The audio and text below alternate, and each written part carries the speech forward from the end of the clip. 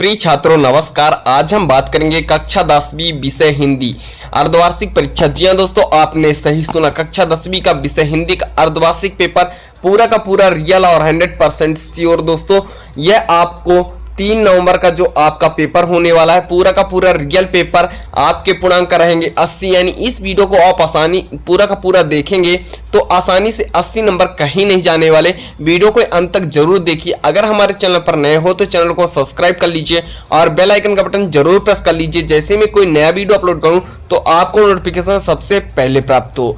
तो इस वीडियो में मैं कक्षा 10वीं के सभी प्रश्न बताऊंगा जो कि आपके अर्धवार्षिक परीक्षा में 3 नवंबर को आने वाला है। पूरा का पूरा रियल पेपर 100 to 100% श्योर। तो और साथ में इसका पीडीएफ भी आपको शेयर करूंगा। तो चलिए वीडियो स्टार्ट करते हैं बिना टाइम वेस्ट किए। हमारा आज का टॉपिक है अर्धवार्षिक परीक्षा 2025-26 कक्षा 10वीं और विषय रहेगा हमारा हिंदी। पूर्णांक रहेगा 80 और समय हमारा 3 घंटा दिया जाएगा। हम निर्देश देख लेंगे तो सभी प्रश्न अनिवार्य है और प्रश्न क्रमांक 1 से 5 तक कुल 30 वर्णित प्रश्न है। प्रत्येक प्रश्न 1 अंक का है, यानी कुल 30 नंबर के हैं।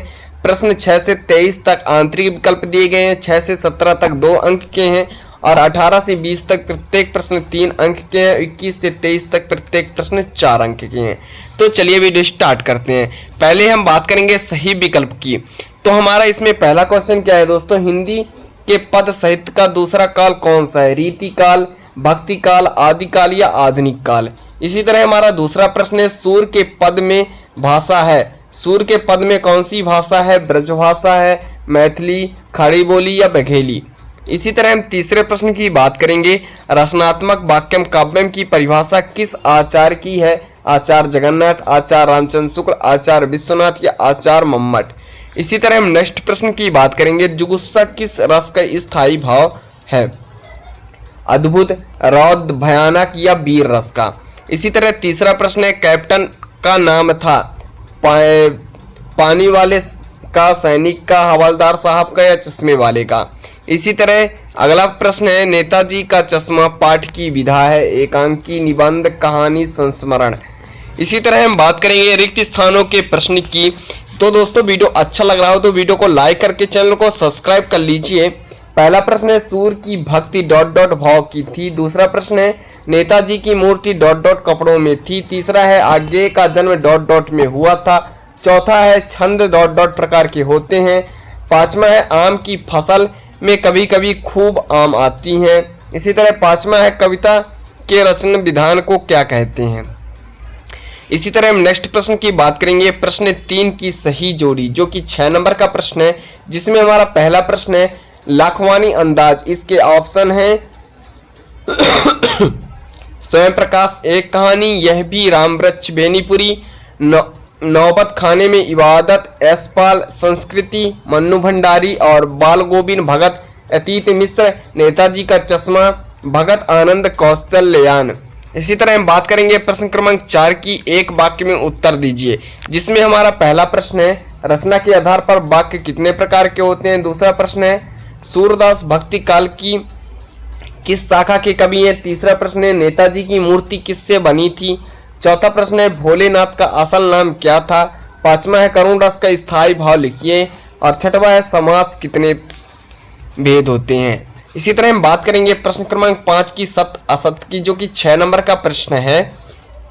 क्रिया के वर्तमान में हम होने का पता चलता है। दूसरा प्रश्न है नाटक गद्य विधा है। तीसरा प्रश्न है रस के 7 अंग होते हैं। चौथा प्रश्न है रामचरितमानस महाकाव्य है। पांचवा है मात्रिक छंद के वर्णों की गणना कीजिए। छठवा है एक अंग वाली रचना कहानी कहलाती है। इसी तरह हमारा नेक्स्ट प्रश्न है जो कि 2 नंबर का प्रश्न है। प्रश्न क्रमांक 6 रस किसे कहते हैं, उदाहरण सहित समझाइए। और इसके अथवा का प्रश्न है अनुप्रास अलंकार किसे कहते हैं, उदाहरण सहित समझाइए। इसी तरह प्रश्न 7 है गोपियों के अनुसार राजा का धर्म क्या होना चाहिए। गोपियों के अनुसार राजा का धर्म क्या होना चाहिए। इसके अथवा का प्रश्न है कविता में बादल किन किन अर्थों की ओर संकेत करता है। प्रश्न क्रमांक 8 की बात करेंगे प्रयोगवाद की 2 विशेषताएं लिखिए। प्रश्न क्रमांक 8 है प्रयोगवाद की 2 विशेषताएं लिखिए। इसके अथवा का प्रश्न है छायावाद की 2 विशेषताएं लिखिए। प्रश्न 9 है सूरदास की भाषा शैली की 2 विशेषताएं लिखिए। और इसके अथवा का प्रश्न है तुलसीदास जी के दो रचनाएं लिखते हुए इनकी विशेषताएं बताइए। अगला प्रश्न है प्रश्न 10, स्वयं प्रकाश की दो रचनाएं लिखिए, इनकी विशेषताएं बताइए और अतीत मिश्र की विशेषताएं लिखते हुए इनकी रचनाएं बताइए। प्रश्न क्रमांक 11 है दोस्तों, वाच्य कितने प्रकार के होते हैं समझाइए। ये रहा प्रश्न क्रमांक 11। और प्रश्न क्रमांक 11 के अथवा है मात्रिक छंद की परिभाषा उदाहरण सहित लिखिए। प्रश्न 12 है चौपाई छंद की परिभाषा उदाहरण सहित लिखिए। प्रश्न 12 है। इसी तरह हम बात करेंगे इसके अथवा का प्रश्न, अभिमा शब्द शक्ति की परिभाषा उदाहरण सहित लिखिए। और प्रश्न 13 है संधि समास में दो अंतर, और इसके अथवा का प्रश्न है खंड काव्य और महाकाव्य में अंतर। प्रश्न क्रमांक 14 है दोहा छंद की परिभाषा उदाहरण सहित लिखिए। और इसके अथवा का प्रश्न है स्थायी भाव किसे कहते हैं, यह कहाँ विद्यमान होते हैं। प्रश्न क्रमांक 15 है सेनानी ना होते हुए चश्मा वाले को लोग कैप्टन क्यों कहते थे। और इसके अथवा का प्रश्न है भगत के पुत्र वधु उन्हें अकेले क्यों नहीं छोड़ना चाहिए। प्रश्न क्रमांक 16 है 9 2 11 होने का मुहावरा अर्थ में प्रयोग करके लिखिए। और प्रश्न क्रमांक 16 का अथवा है मुहावरे और लोकोक्ति में दो अंतर लिखिए। प्रश्न क्रमांक 17 है निम्नलिखित वाक्यांशों के लिए एक एक शब्द लिखिए। सब कुछ जानने वाला जिसका कोई आकार ना हो। और इसके अथवा का प्रश्न काव्य की परिभाषा और उसके भेद बताइए। प्रश्न क्रमांक 18 है निम्नलिखित पद्यांश का संदर्भ प्रसंग सहित लिखिए। ये पद्यांश दिया गया है जिसका संदर्भ प्रसंग लिखना है। इसी तरह इसके अथवा का प्रश्न यानी वही है संदर्भ प्रसंग। निम्नलिखित गद्यांश को संदर्भ प्रसंग, ये गद्यांश दिया गया है, इसको भी यानी इसका भी लिखना है आपको, संदर्भ प्रसंग और अर्थ। और प्रश्न क्रमांक 20 है किसी एक विषय पर अनुच्छेद लिखिए। जल जीवन, बेटी बचाओ, वन संरक्षण या पर्यावरण प्रदूषण पर एक पर अनुच्छेद लिखना है। प्रश्न क्रमांक 21 है निम्नलिखित गद्यांश को पढ़कर इसके उत्तर लिखो। तो प्रश्न हमारे क्या क्या हैं आप गद्यांश पढ़ लेंगे।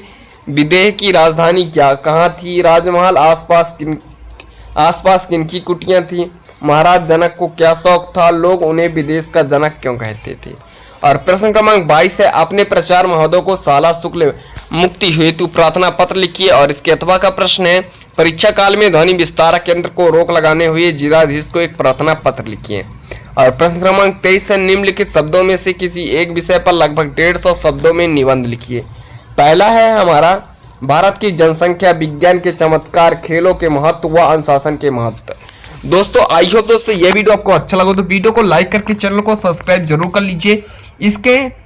इस वीडियो के पूरे आंसर हम नेक्स्ट वीडियो में नेक्स्ट पार्ट में हम आपको प्रोवाइड करा देंगे A to Z आंसर दोस्तों। तो अगर इसका PDF चाहिए लिंक डिस्क्रिप्शन में टेलीग्राम और व्हाट्सएप ग्रुप का, आप जाकर वहां चेक कर सकते हैं। मिलते हैं किसी नए टॉपिक नए वीडियो में, जब तक के लिए जय हिंद।